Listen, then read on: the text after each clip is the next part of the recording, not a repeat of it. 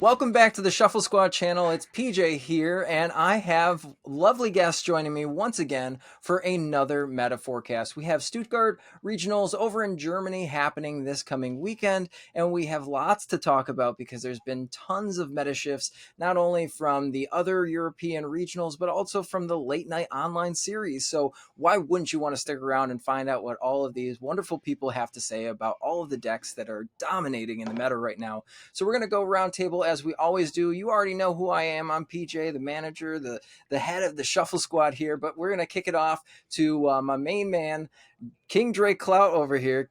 Dre, why don't you introduce yourself a little bit more? Hey, how's it going, everybody? King Dre Clout, Dreoxys, whatever you want to go with. Not going to be going to Stuttgart, but want to talk about it because I've got some of this meta under my belt now after LAIC. Didn't get to go to Brisbane, though. And it's kind of pretty much Stuttgart's going to translate to San Antonio as well for the most part. Awesome. And what else have you been up to after LAIC here? Oh, it's been a local cup and challenge try hard, just grinding everything. You know, getting top eights, haven't gotten a win with, so I don't got a Meowscum Miraidon mat yet. So, we're gonna get one. Got to get the Meow Meow. Besides that, just for locals. Yeah, for the ready for San Antonio. It's pretty much been the main thing. Doing some coaching, all that good stuff. Very cool, very cool. And next we have Lyric. Lyric, why don't you introduce yourself? What's up, everybody? It's your favorite Shuffle Squad personality hired Lyric here, representing the caster division. Woo! As I always love to do. PJ mentioned late night. You can always catch me casting that every other Wednesday. What have I been doing? That's a great question. I have been on the challenge grind. Last Sunday, I got my 6th challenge finish. And that was really exciting in my first season ever. And I do have to just say, that was the most anti-Miraidon room I've ever been in. And I literally had texted 4 people. I was like, there's no way I'm making challenge or making points. And I did. So, Miraidon gamer. Haven't been able to go to any of the regionals after Toronto. No, I was not at Brazil, but trust me, I was about to buy a flight and just go anyway because I heard it was beautiful. And I heard that the Shuffle Squad B&B was a little insane. So honestly, I can't wait for San Antonio. I will be there. Currently stuck in between like 4 or 5 decks for San Antonio, but watch me just, think all about that and then still play Miraidon. And that's what I've been up to. Awesome. And last but very not least, we have Jermey Gumila joining us here too, another member of the Shuffle Squad. We've got all Shuffle Squad members here. But Jeremy, why don't you introduce yourself here again on the Meta Forecast? All right, what's going on, everybody? My name is Jeremy. A lot of people call me Jem. Whichever way you want to go, that's cool. For me, I've just pretty much been preparing for San Antonio ever since getting back from Brazil. Playing a bunch of different decks, grinding the locals. Comps have been getting pretty sweaty out here, so just trying to get those finishes on the board, trying to replace those top 8s. That's the plan. And then in the background, I've been setting up coaching. My Metafy is all set up, so hit me up for that. And then other than that, like I said, I'm just testing for San Antonio, trying to be convinced that there's any deck that's better than Gardevoir or Charizard outside of my meta bias. So maybe this discussion today will open my mind, along with your guys's, to want to play for San Antonio and that there's more than 2 decks in the format. Exactly. And that's what we really want to touch on here. If you are attending Stuttgart Regionals in Germany, you're definitely going to want to stick around for the remainder of this meta forecast because we do have, again, a lot to talk about. And there's a lot of differences in decks. There's a lot of consensus amongst the community. Are we supposed to play a certain deck this way or that way? There's so much going around. So we're going to clear a lot of that up and give our personal opinions on what we've tested and what we think is going to be good going into this weekend. So maybe even if you're not playing Stuttgart Regionals, you might be going to a cup or a challenge and you need to know which version of a deck that's your favorite that you should be playing. So we're going to kick it off here with one of the most powerful decks that's been around for the longest amount of time. And we are going to ask Dre, what do you think about Mew Vmax in the meta right now? There's the DTE version, there's the fusion version, there's all these other weird things that you can put into Mew Vmax. Let me know your thoughts here. First of all, it's always a good time to play Mew. Every tournament is a good tournament to play Mew. Because no matter what everybody wants to do, Mew is going to Mew and do Mew things. So even though I haven't played Mewtwo Regional in quite a long time, it's been it's been that scratch. I've been want to itch it a little bit, but it's just there's the difference between DTE and Fusion. I think Fusion's just got to be the way to go. But me personally, I like to be aggressive. I want to set the tempo. I want to take prize cards. I want to win the game in like 2 to 3 turns so I can go get a snack and chill out. DTE Mew is probably the one that should be played right now, though, because it has the better matchup spread. Zard and Gardevoir are the 2 best decks, probably the 2 most played decks. It also has a pretty decent time into Miraidon. If you put Path down going first, and they can't tandem unit, and they're playing paths themselves, yeah, you probably just win in a turn or 2 anyways. Out of the 2, DTE Mew is probably the better version to play right now. I know it hurts to say, but I also would not be including like the Luxray or Grabber package. I mean, the Grabbers are cute, so you can figure out if you want to judge or boss and all that good stuff. But I think just going full blown consistency, making sure you have 2 Box of Disaster, 4 Path, 4 Judge, maybe 2 Ionos. Yeah. And just Box is so good. Exactly. Box is like insane. It's so much better than other tech cards that I've seen or other tool cards because of the certain matchup spread that we see. And I'd see most lists transitioning from 1 Box of Disaster to 2. What are your thoughts on still keeping around the choice belt in these lists? It's very like meta dependent. I think if you're going to a regional, it might not even be necessary, considering everybody's going to be playing Gardevoir and Miraidon, Raikou. You're going to want to. It's almost the same thing because you're not really worried about single prizers in Miraidon. Raikou just 1 tablet. You play 4. Right. You should have enough power to OHKO throughout the whole game. You have Vacuum to get rid of charms instead of trying to like spam tablets to get 1 OHKO on a charmed Raikou. So I think the choice belt could be left out. I think I would still play 1 just to be safe, especially if you're cutting the grabbers. You probably should have space for at least 1 choice belt. I think the 2 box is fine. Okay. Now, there's been more discussion, too. Are we putting hammers in the deck? Are we leaving hammers at home? I know, it's the question of the hour. I haven't played the hammers. Okay. I don't think I've seen anybody around me playing the hammers, even in my local meta. Everyone's like either on Fusion or it's just full-blown. Like, even Tyler, he just won a cup this past weekend with DTE Mew. Pure consistency, just focus on disruption KOs and drawing cards. And I think that's just the best way to go right now is don't mess with your consistency. Don't try to get too cute. Judge path eventually should be enough. If it's not enough in the first couple of turns, you should be okay because eventually they're going to run out of gas if you just keep spamming it. Right. I said it once. I say it 1,000 times. First you judge, then you path, and then you pray. And we're going to get that on some Shuffle Squad shirts coming up here. Yeah. Now, going back into that, we talked a little bit about Zard being good in the meta and then, panning into that. Do you think that the Judge Path version is going to be better into those decks like Charizard opposed to where people are running the Excelgor line? I think the Excelgor line was good because in LAIC, we were it's the first tournament with the new EXs. So not only did you have to worry about Zard, you have to worry about people going and playing Moon, especially after all the hype Moon had. So you had 2 Pokemon that you were 2 different decks you're hitting the same type weakness for. 2 different decks, probably highly played in the meta, higher chance you're going to hit it. Makes sense. I think going forward, Roaring Moon probably shouldn't get played as much. And I don't think it will get played as much. So therefore, you probably hit a lot less Moons, and the Path Judge should be enough for Zard. Gotcha. Okay, very cool. And we talked a little bit more about another heavily played meta deck, and somebody who's got their Lightning plushie is going to talk a little bit more about this. So, Lyric, why don't you talk to me about your experience with Miraidon, post LAIC, the new ways that it's been built. We saw a lot of people bringing a different version now that we have the Iron Hands EX in the deck. The versions have changed up a little bit, so talk to me about that. So it's been certainly a very different world for Miraidon players post LAIC with Paradox Rift being legal, because now there's 100 ways that you can build this deck.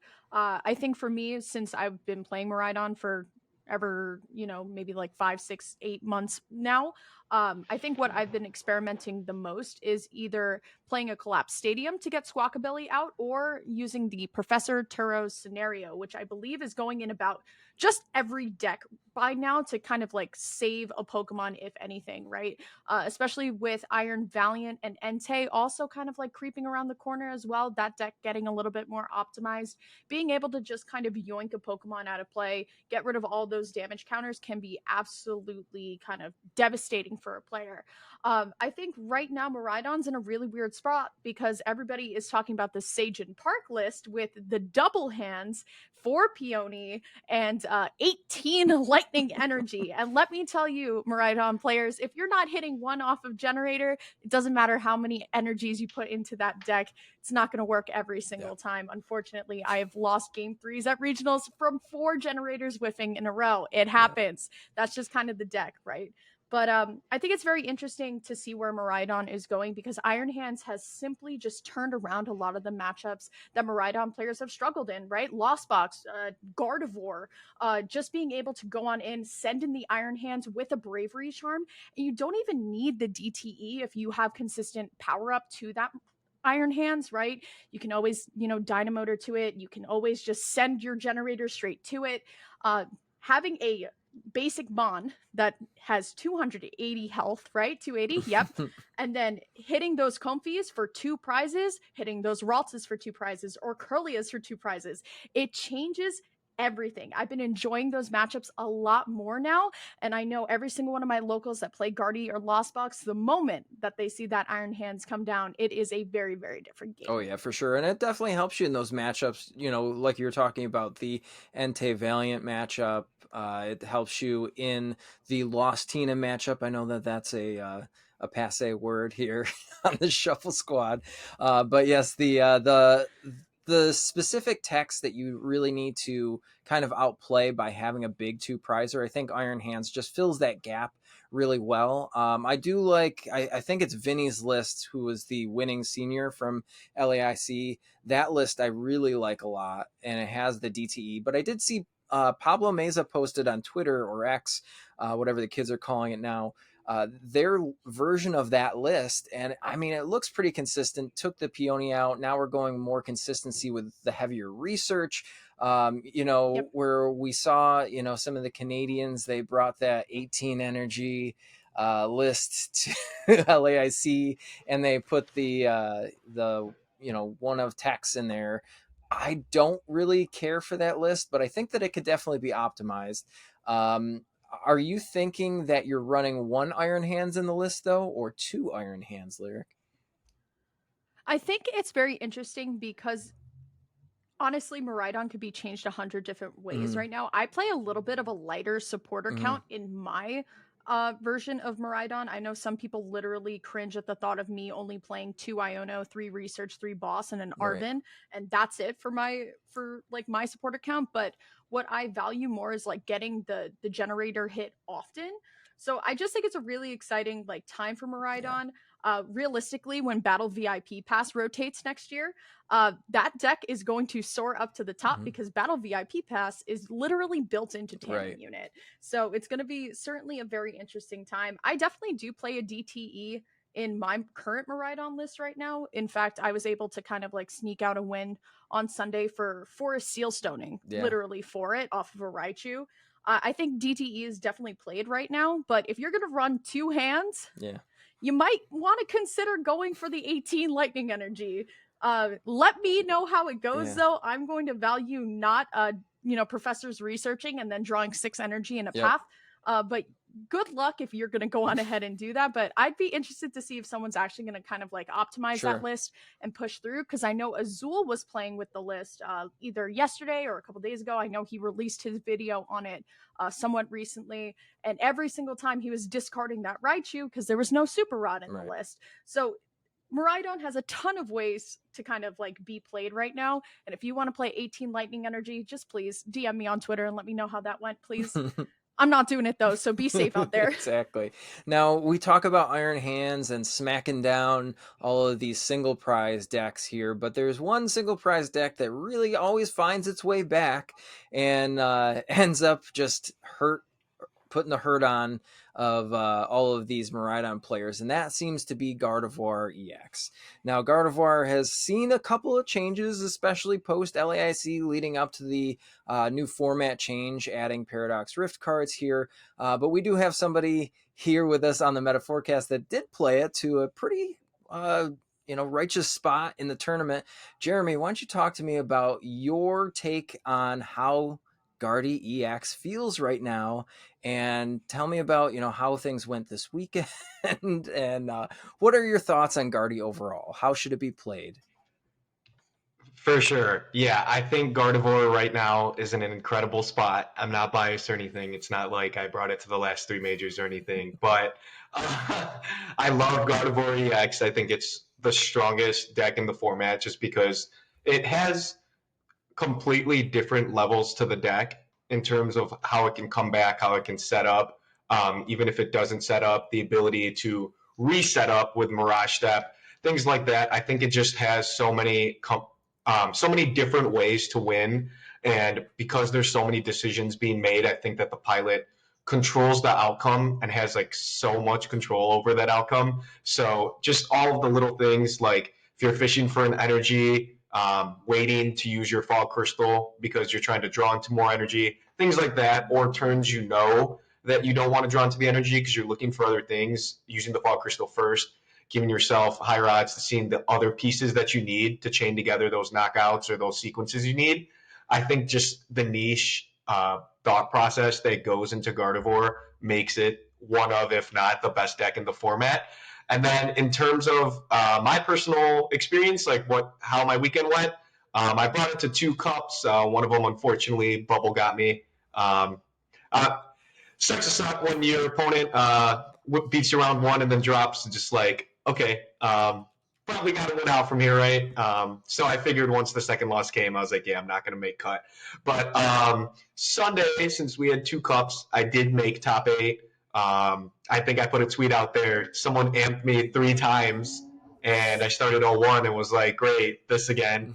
And then found out it was only 5 rounds. So I was like, okay, let's win out real quick. But I did win out. I did make cut. So there we go. We did whatever it takes. There were some really, really crazy games. There was one where I started 2 alts, and I had to Rare Candy Arcana 1, turn 2, to stay into the game.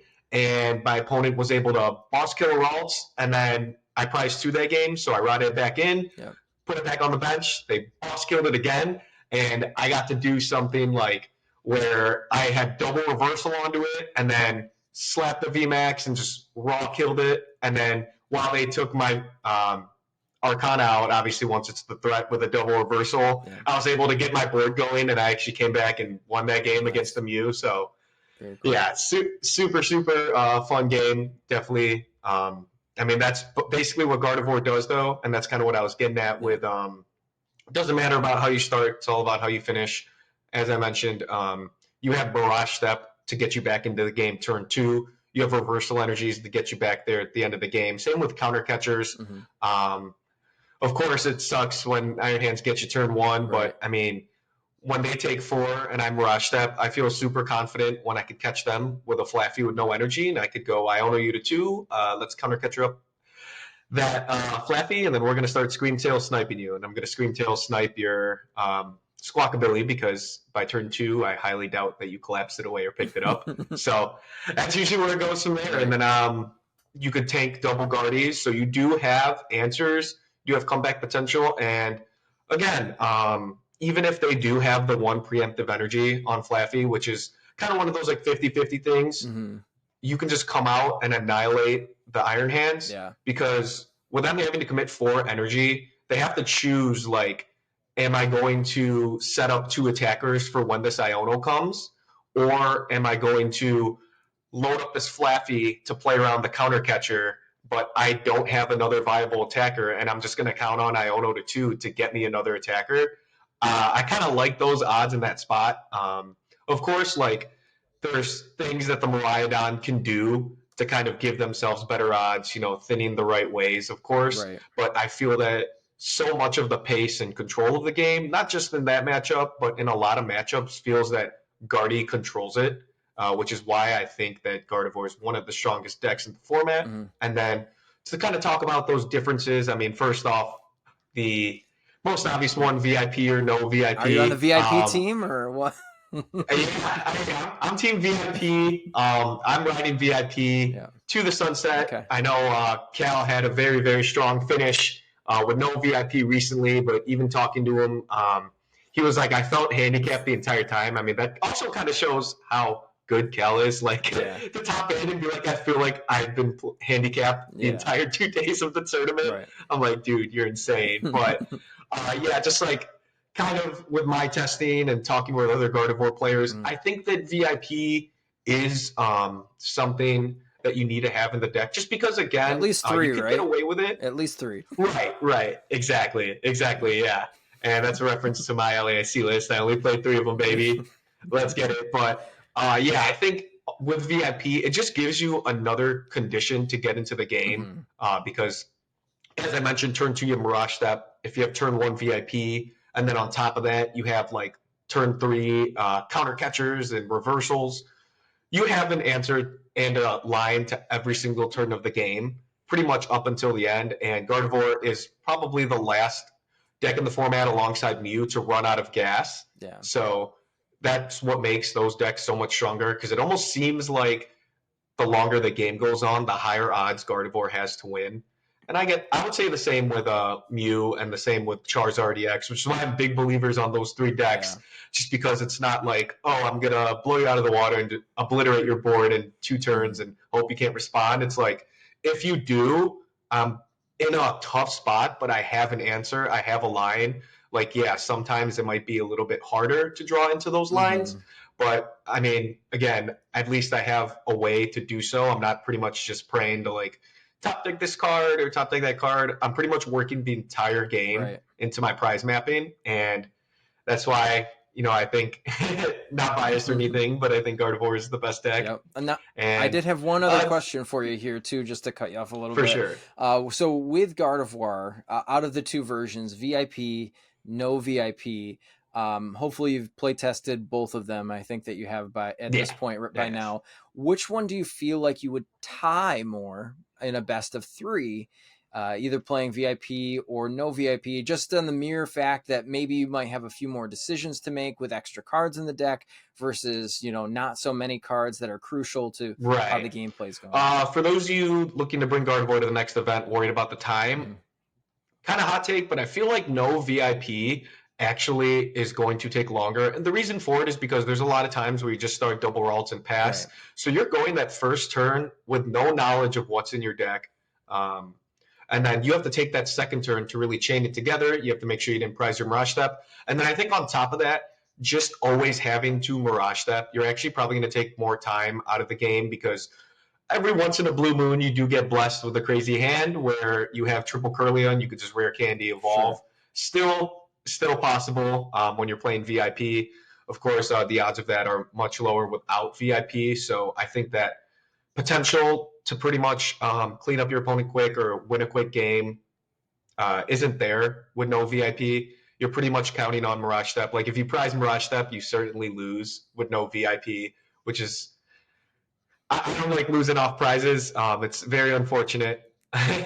It's happened to me a couple times. Yeah. It's not fun. Happens to the best of us, but I definitely don't want to put myself in a position where if I prize one card, I'm going to lose the game. We know that you can shuffle your hand fast, but we want to make sure that you can play your deck fast too. Exactly. And then one thing I want to touch on before we move off of Guardy, I kind of forgot.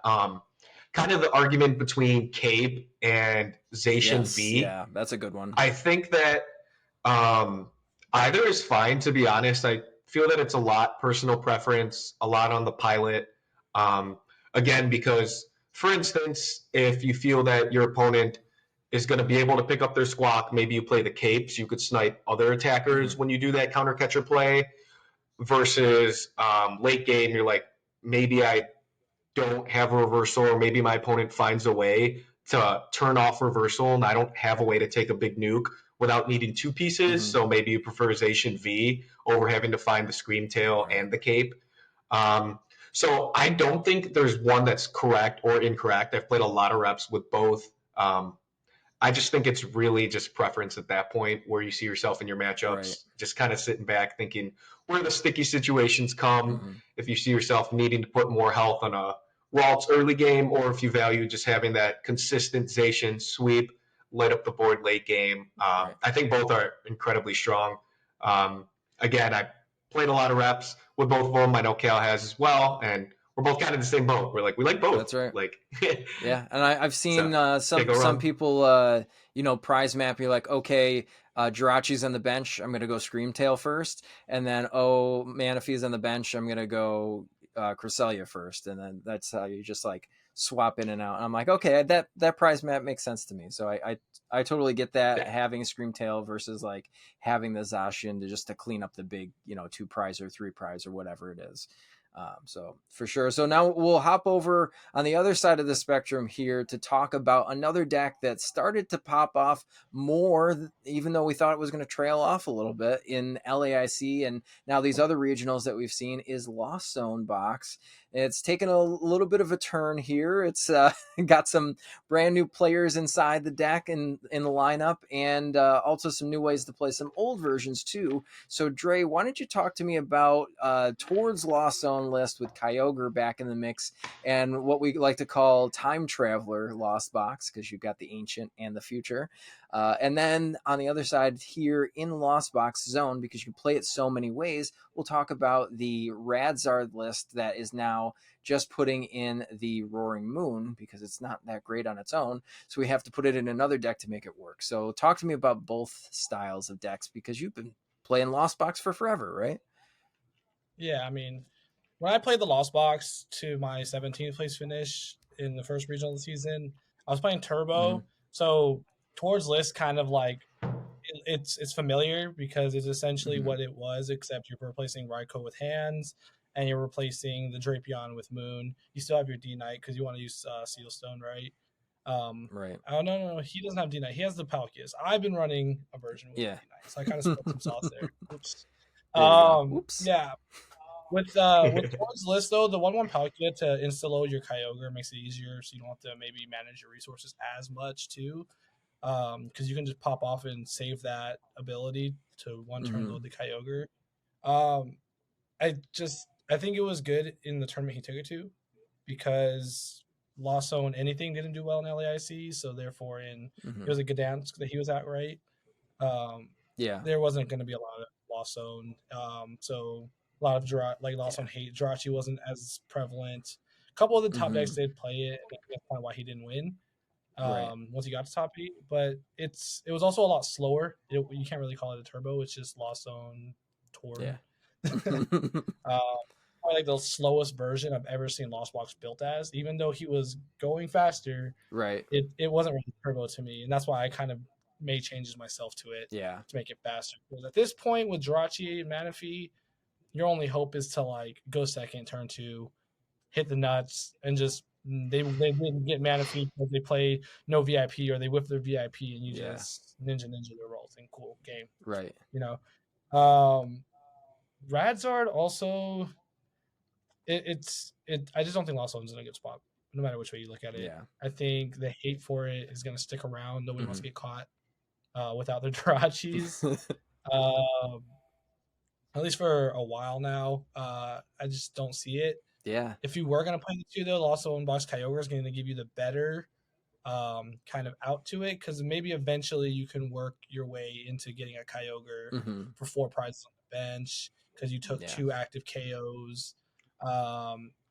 The Radzard, I don't see it. Not with, because you rely so heavily on Sableye in that matchup. I know. And then the Iono, just having Iono spam in decks like Gardevoir is just awful. I honestly feel like right now, if you're going to run Lost Zone, you might have to just throw in like an Avery or 2. If their board is going to be Manaphy Jirachi, play the Guardy game back. Hey, you got to choose. Yeah. You know, you're gonna give up your draw engine, you're gonna give up your Guardy, or you're gonna give up the Manaphy or the Jirachi, and then I can either go in there with Sableye or Ninja to clean up the other side of it. Exactly. So I think maybe an Avery or two might be probably a good way to play Lost Zone Box, whatever way you're gonna do it. Okay. Playing a Lost City kind of seems scary, but if I mean, if you're really just a comfy stand, yeah, go for, and they get Jirachi down early, just Steel Stone for your Lost City, take your KO, they KO you back, make sure that's more in the Lost Zone, everybody wins, right? Yeah, and then you vacuum it away your next turn. That's right. Or you bump it with your Pokestop or whatever it is. So I kind of think it's gonna be really hard for Lost Zone Box players to play if they want to keep playing the deck, but I don't think it's impossible. There's plenty of things to play to make the Jirachi, go away or not as relevant. Avery, Lost City, probably good cards to look into. Exactly, and I think there are so many unexplored ways that the deck could be played because it's a blank canvas, right? Lost Zone is and always has been a blank canvas. A lot of people are kind of sitting on, the Giratina build right now, as if we're looking at the online meta, because it's just a deck that blows stuff up, right? It's a big tanky attacker. Unfortunately, it's very slow. But I mean, if you look at something like Sablezard, that's also slow. The biggest thing that I've noticed, and I don't know, Dre, if you've also noticed this too, is that towards direct build was lacking one huge element, and that was Gust. Because you can't really snipe down those Jirachis and Manaphy's on the bench. It just doesn't happen. You just hope that your opponent doesn't realize that the rope choice that they've made is the wrong one until it's too late. And that's what you kind of go off of. Pretty much. Yeah. So, I mean, that kind of leads us to making bad choices when you're playing decks. And Lyric, I know you're going to have a blast with this next segment here. We're going to be talking about Stall. And is it a real deck? How are we playing it? Do we want to play it? And I can kind of give some insight. Oh, yeah, we're having fun playing it. Lyric, why don't you tell me a little bit about Stall and what you've experienced so far? PJ, why aren't you talking about this? You so literally. That's true. That is true. You literally won a challenge with this. I'll give my opinions. I'm going to give my opinions on Snorlax Stall as a newer player in this scene. And then I'm going to pass it to you for the actual conversation about the deck, as there is no way that I do this deck any justice. So 2 weeks ago, I played against Stall for the first time ever at a cup. I was really lucky that cup, and I hit the only Roaring Moon in the room and the only Stall deck in the room. So I had a really great day at the cup. So let me tell you, as the first time experience, I literally played it as what I could remember watching on stream, which was benching as minimal Pokemon as possible and then hoping that nothing else bad happens. And guess what? Guess who didn't know to keep all those items safely away from the hand? Me. So I ended up burning an escape rope really early. I think I played that matchup as best as possible, and I do think that Miraidon can actually keep winning into Stall. I know a lot of people think that Miraidon does, as long as you just keep attacking, and Miraidon has a great amount of attackers that can attack. I think where my problem was the fact that I definitely burned all of my switches really early, and then Mareep / Flaffy got stuck in the active, and it stayed in the active the entire game, and then I was rear kicking left and right, and it wasn't really doing much for me there. But is Stall real? I think Stall is real. I think Stall is real until at least rotation. PJ and I were talking before, we started this, and we were trying to figure out what is actually rotating out of Snorlax Stall when rotation comes, and we are losing Crabominable, Sydney, and Avery. And I think Peonia too, right? And Peonia. That's the worst one. So those are the big supporters and the big pieces that we're losing out of Snorlax Stall. I'm gonna keep it a stack, everybody. And once again, I'm sending this on over to PJ. That's totally fine. If you want to play a Mimi deck, please play Yes. Electrode. Please play this one. This one's at least really funny. This is really Yeah. funny. Go. I made a tweet about this. Like a couple weeks ago.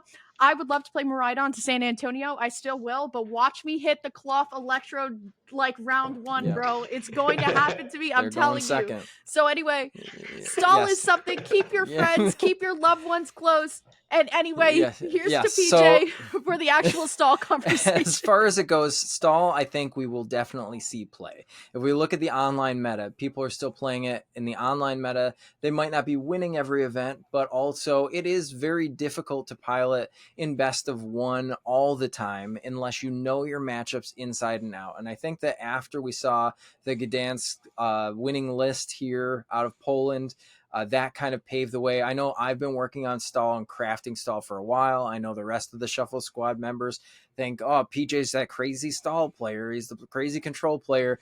Listen, I played through Pidgeotto control. I played through Cincino Mill. I've played some old block Snorlax before in my day.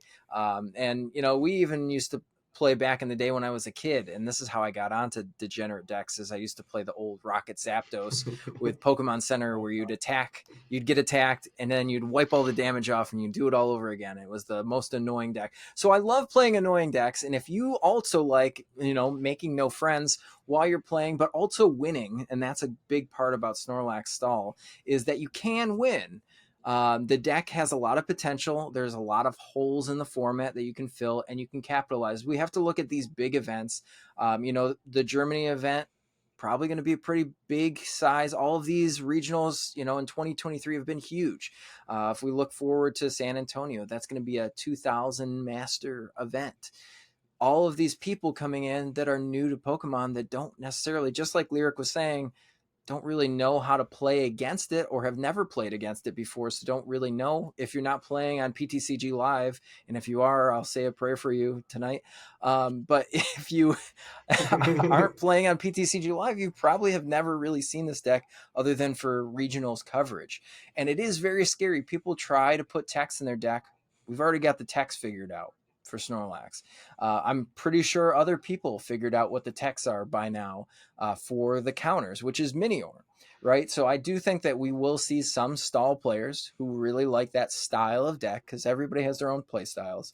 And it does annihilate a poorly thought out game plan for Gardevoir and Charizard. Those are two of the biggest meta decks that we're going to see. Mew is a 50-50 matchup, and that's pretty good. You have to consider Mew. So if Mew has a really shaky start, Snorlax is winning. I will tell you that hands down. If you falter, not... Yeah, yeah, exactly. So, and the other thing too is with Miraidon too, if you don't, turn one, set up your board with all attackers, you have to get all attackers out. Forget your squawk ability. Who cares? If you don't do that, you're probably losing. Because I watched that was top 4 at the challenge that I was at. And I know it's not a top 4, but, it was the top 4 tables. And that was one of the lists I handed to one of my friends. They were playing against Miraidon. That was the exact matchup. They put Squawk down. It was game over. And that was it. So, you have those cards. I think it's a fantastic deck right now. If we go back and look at, what was it, New Jersey in 2018, Stall or Control came in second place versus Mewtwo and Mew Tag Team GX, which is one of the most powerful decks out of that meta. I think that it can do it all over again, regional after regional, until we get something that just counters it directly. But that's me getting off my pedestal on stall. We'll move on to some more fun decks here. Let's talk about another really detrimental deck to a lot of meta decks, and that is going to be Rapid Strike. Now, I want to talk again here to Dre. I want to go through. Dre, why don't you talk to me a little bit about Rapid Strike? I've seen some really big testing groups out there with it right now. Do you think we're going to see any of this deck over in Germany? Yeah, we will definitely see Rapid Strike get played because it hits the 3 most popular decks the hardest in the early game. Gardy, Zard, and then Miraidon. You can just double Urshi and blow up the Miraidons because you're hitting for weakness. If you're turn to Yoga Looping against Guardian Zard and just wiping their board, it's a tough time. Stealing extra turns is, it's insane. And then also, it's very tough for Miraidon to hit an Urshifu back for its full 330 HP. And then to do it twice, yeah, it's not happening. Right. So I think it will definitely get played because the way the meta shaped up, it's in a very, very good spot. Its Achilles heel has always been its setup and consistency. In the cup that I top 8'd with Mew, I mean, Mew has a good matchup into it. Right. Even the one that I played against played Tomb. Mm-hmm. And I let them punch me with their Vmax. Cool. I got more set up, got a punch into theirs. They punched me again. They have to 3-shot my Mew. I wasn't drawing cards because they tuned, and I just let my hand build up, and Lost City boss was there. Cool. Lost City, boss, Tomb. We're going to leap away. Yep. I didn't have to play tablet because my Mew had 2 fusion energy. So we hit for the full 70. And after that, we just ran away. I think it came down to like an escape rope off the last 4 cards to win the game because I needed like 1 prize and they had nothing but 1 prize besides the VMAX and the active. Right. But it's not bad. And then even Tyler playing the DTE version, he actually beat the same Rapid Strike in the top 8, beat it 2-0. Yeah. Because sometimes it's not set up. Yep. And if that happens, especially if you're getting judge pathed, you're not going to be cooking. Right, and then they play Spiritomb in a lot of the Rapid Strike lists too, so the DTE Mew has a worse time into that deck for sure. Yeah, and if you're still getting 2-0'd by DTE Mew, then the Spiritomb isn't fixing that much of their matchup. Right, exactly. So yeah, I think its biggest weakness is Mew and its setup for sure, but it will definitely get played. So if you're considering, the Gardevoir deck, definitely also that's another reason why Jirachi will get played. Yeah, because it can, slow down the effectiveness or the, ability. Yeah, the to Yoga get Loopies. And that is another way that Lost Box kind of gets caught in the crossfire because as long as Yoga loops around, Jirachi's going to stick around, and that's not fun. Sure. Exactly.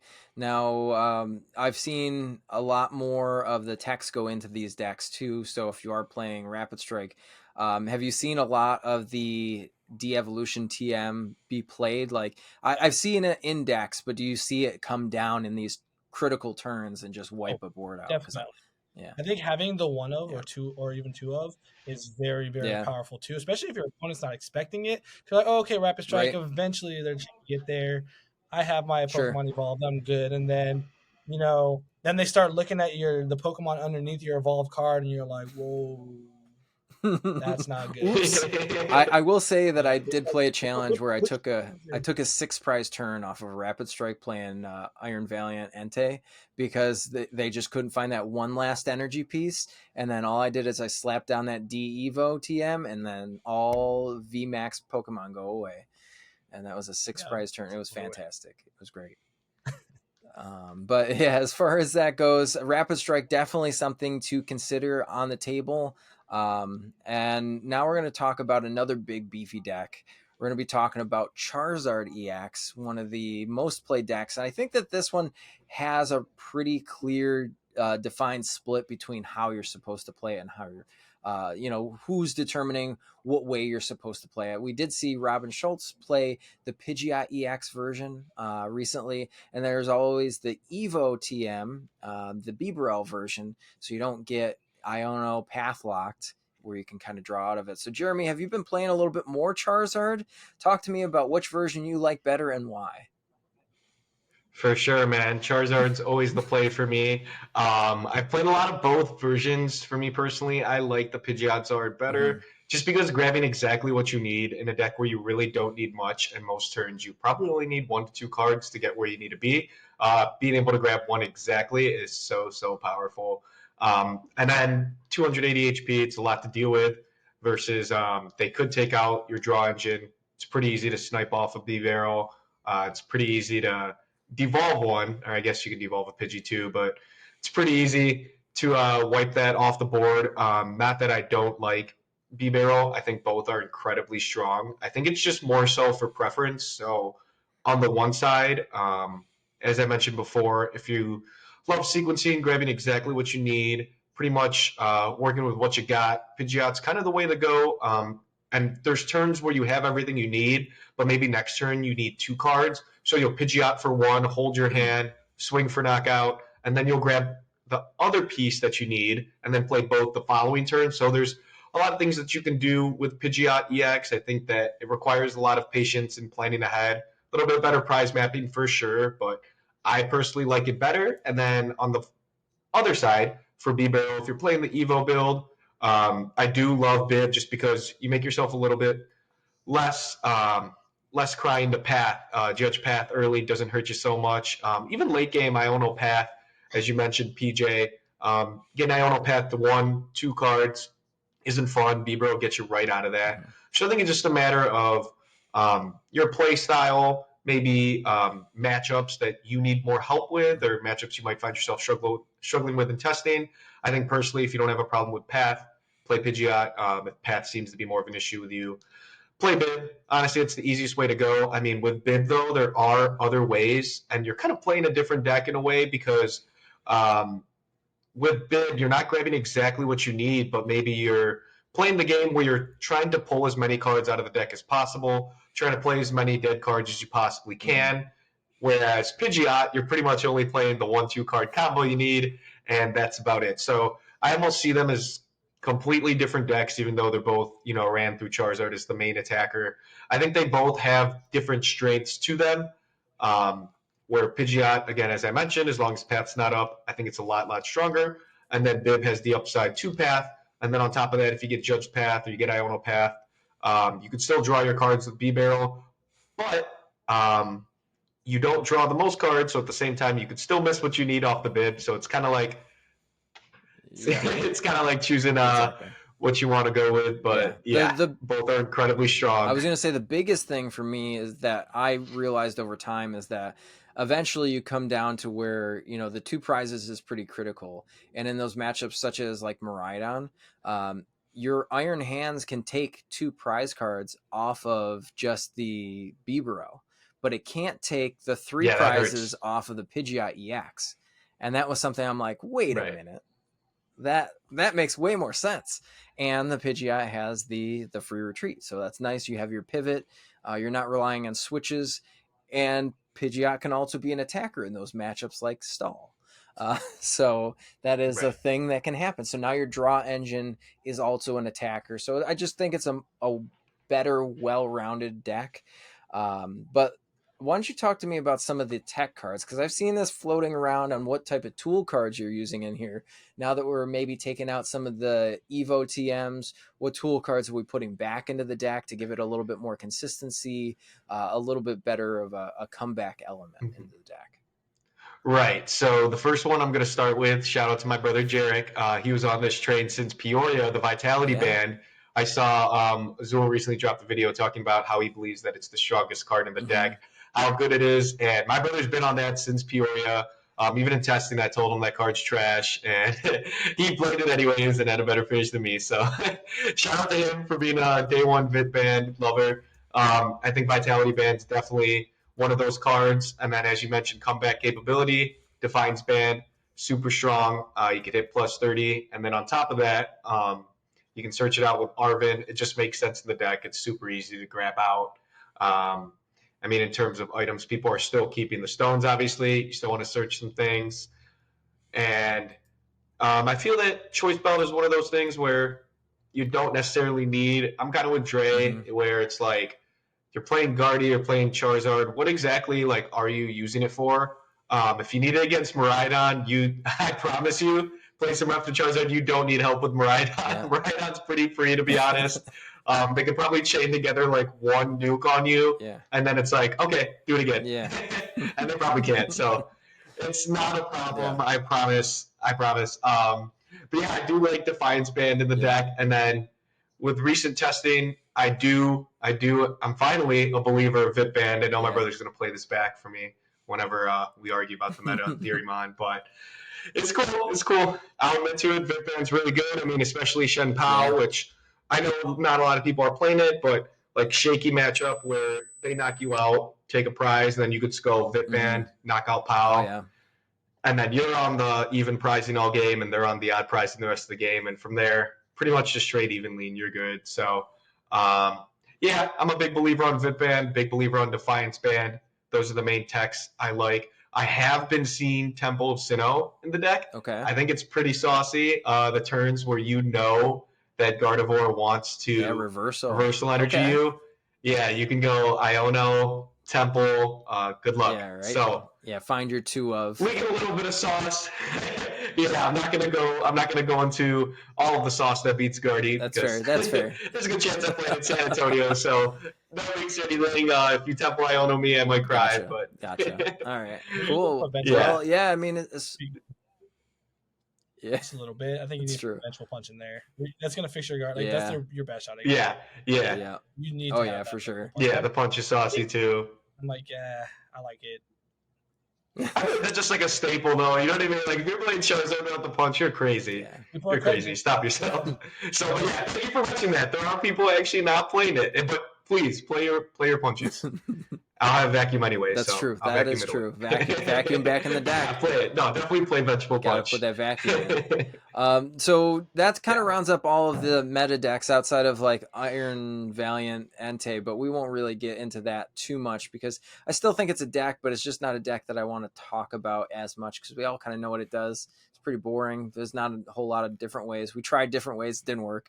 So we're just not included here on the meta forecast. Maybe for San Antonio we might. But we'll leave that on. But we're going to talk about fun things now. And we've talked about all of these meta decks. So this is my favorite part of these meta forecasts. It is the Rogue Roundup, where we're going to be talking about our favorite Rogue deck, what we want to see succeed. So we're all going to go around here and say what our favorite Rogue deck we do want to see do well at this upcoming weekend's tournament.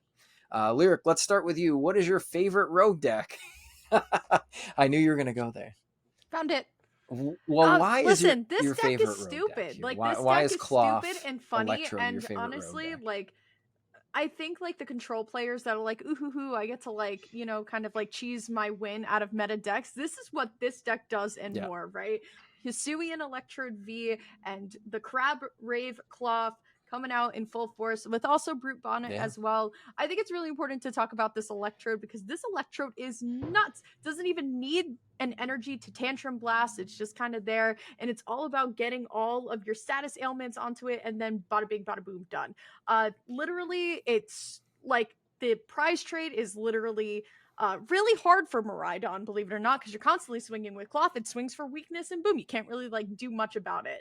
I would love to see Hisuian, Electrode V, and Cloth do really, really well. I got to, you know, one of our Shuffle Squad teammates, Kyle Rios, he brought it to locals, and he's been bringing it to locals, and he's having a really good like time with it. But at the challenge I was at on Sunday, there was one Goldango player in the room, and honestly, that 260 is actually really hard to hit for a lot of decks, and I'm seeing a lot of those Goldango players now play TM Evolution in there. So the Gimme Ghoul, like if you're going second, boom, you hit VIP pass, you hit the TM Evolution, you're safe at least for a little bit. And I really can't wait for rotation because I think Goldango will get better over time. We just have to get there. But for my two decks, Hisuian Electrode V and Goldango, hopefully, for this weekend. Well, we'll pop it back over to Dre. Dre, why don't you talk to me about your favorite Rogue deck right now and why you think that it might do well? Reggie's. Have it ready, dang. I don't even have my pick ready. I need a... I had to flex a little bit because that's fair. That's fair. Yeah, you know, I have my cards here too, and I know the boys are all there. So yeah, I really want to see Reggie's do well. I didn't get to play Reggie's when it was good. And there's just so much potential for Reggie's right now. You still have the Reggie Gigas with a choice belt that can OHKO the Mew Vmax. You have the Rock that can take down the Dons. There's no Grass Gigas though, so that's kind of what we're missing. The steel, we have Reggie Steel that can help some of the Guardy weakness. And it's just, and then even the Aleki can take some snipes if their Manaphy's not there. Right. And it's, I think it's the only thing it's missing right now is the speed that it had. It had so much discard with Ultra Ball, Quick Ball, and Aurora energy, and now it's not as fast. But I still see in my testing like you can get the turn one going second full gang squad going and get Oh, a yeah. KO. And I think if some guys like, Rahul, one of the bigger Reggie stands play it, probably play it well, and it might get far. Who knows? He's got his invite Sure. already, so maybe he'll, give it a shot, take a risk. I want to see it do well, though. There you go. There you go. All right, Jeremy, why don't you talk to me about your favorite rogue deck? All right, so I don't have the card on me, but I got a little Google image. Nice. Let's go. Oh, we're going with Ice Spice. There we go. I've been calling it that for weeks. Nice. Fun fact, a costume party, I was actually Ice That's Spice. fair. And my girlfriend was Nicki Minaj. That was pretty Nice. fun. But yeah, I'm an Ice Spice stan. I think that having so many different attackers is just like weirdly annoying because people aren't teching for Ice Rider. Mhm. So it's like you can go swing with Ice Rider and then make your opponent swing into it. And then you could swing in with Palkia. And then you could switch up. You could swing with Ninja if they miss a Manaphy. You have so many different attackers in the deck, and it's super fun. And then you play the Luminion, so you can like Luminion for the support you need. Then you could like Star Portal, put it back in the deck. There's just so much smooth sequencing that makes sense. And then it makes prize mapping really annoying for opponents because you have a 3-prizer, 2-prizer, and a 1-prizer. Mhm. How many decks in the format have all three? That's probably one of the only ones I could think of. Yeah. And then on top of that, I know my brother covered a video you can see on the Shuffle Squad YouTube channel, but they also include a collapsed stadium in the deck, so you can go swing with the Ice Rider, make them poke it, retreat, collapse it away, swing a Palkia, and then make them kill 3 Palkias on top of the turn man waste, hitting your Ice Rider. So super strong deck. I think that it has a lot of synergy with a lot of the water attackers, the Irida, the Melanie. It's just a super smooth deck. So that's a deck I want to see do well. And the fact that I can name it Ice Spice, it's kind of funny. It's kind of like a meme. Very cool. We'll take those. Yeah, absolutely. And I mean, I thought that deck list was absolutely cracked.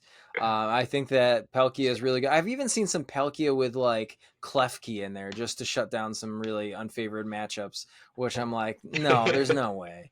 But hey, if we see it happen, I mean, all for it. But I would say that my favorite rogue deck right now, aside from like Entei, Iron Valiant, is probably, I think Roaring Moon could make a comeback. I think that there is potential for it in the way that the meta is shaping up. Maybe not in the States, but maybe over in Germany this weekend. I think that we could see like a decent showing. Maybe we won't see as many Guardy players just annihilate it because that's exactly what that deck does. But I wouldn't hate seeing just a good Roaring Moon player come out of it, get their Greninja plays out early enough before a Manaphy comes down and just start trucking through a Gardevoir or a Mew meta or, Miraidon meta. It can just, you go second. The deck plays a little bit more boss's orders this time around instead of cross switchers maybe.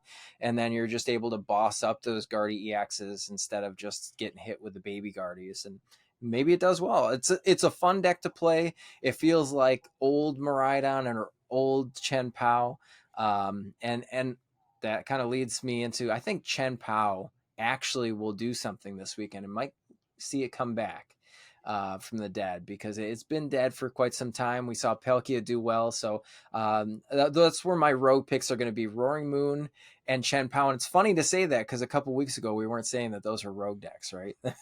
Yeah, those are the tier S decks. Right? Right. But they're pre-LAIC. They're fringe and cringe, my favorite type of decks. But let's go. CP over friends. That's Let's right. go. So Easy. so that kind of concludes what we're talking about for Stuttgart regionals over in Germany. So hopefully you got a little bit out of this. Maybe it helped you decide on a deck or some text. Let us know down in the comments below. Hit the like button, hit subscribe to the channel so that we know that you appreciate the videos that we're putting out here for you. And all of the team does get a little bit of kickback for that as well. So help out the team, help yourself out, learn a little bit more about competitive Pokemon. But again, my name is PJ. If anything resonated with you here on the podcast that I was talking about, we do all offer coaching. Lyric is going to get on that train to start coaching pretty soon. We'll get her up to par on learning how to coach. But you can always find me on Twitter on the Shuffle Squad. But I'm going to pass it back over to Dre. Dre, where can everybody find you out in the wild here? Yeah, for sure. I mean, most of the major events in the US, you'll probably catch me at. I'm going to try to make as many of them as I can. Find me on Twitter at KingDreClout, exactly how it's spelled out on the screen there.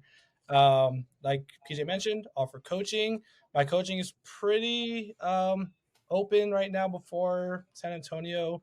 I'm going to be trying to get a little bit more openings and try to hold a group session to try and get one big class in.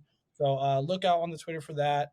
And then, of course, on the Patreon, the articles that we put up there, you'll find some of my thoughts on there too. Gotcha. Awesome. And Lyric, where can everybody find you outside of the late night cast here on the channel?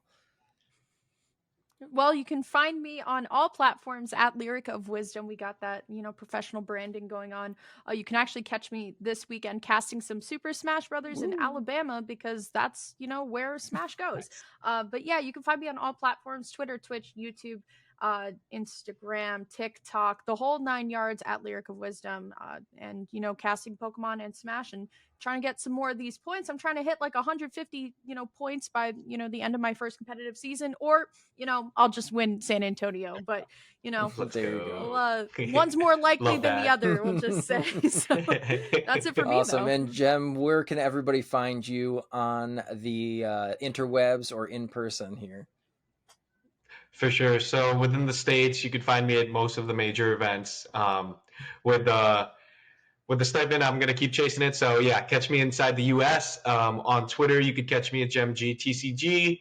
And then on Metafy, you can catch me just Jermey Gumila. And then also Jermey Gumila on TikTok. I don't use it much anymore, but find me there if you feel like it. You can watch me rip some packs, find some Charizards. But yeah, I mean, I'm always down to chill. I'm always down to play some Pokemon. So hit me up. Awesome. Well, thank you all so much for being here on this Meta Forecast, and thank you at home so much for watching this video all the way through. We'll hopefully see you on the next one, where we're going to cover some San Antonio decks coming up the next week, so you're going to want to stick around for that too. One more time, PJ here signing out from the Shuffle Squad. We will catch you next time.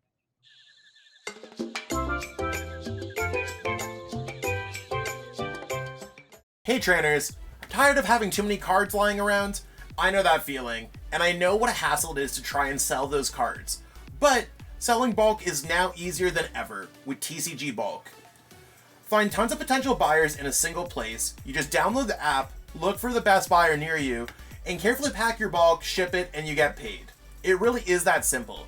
Turn the cards you don't want into the cards you absolutely need for your next deck. You made it to the end. Thank you so much for watching this entire video from the Shuffle Squad. Honestly, from the bottom of our hearts, we appreciate each and every person that supports our content, watches what we have going on every single day, every single week, even from time to time, and continuously allows us to have a forum to project our creative content towards the Pokemon TCG community. So if you haven't already, be sure to give this video a like, subscribe to the channel, and even leave a comment to help boost the YouTube algorithm. That being said, we'll catch you with our next video. Thanks again. Take it easy.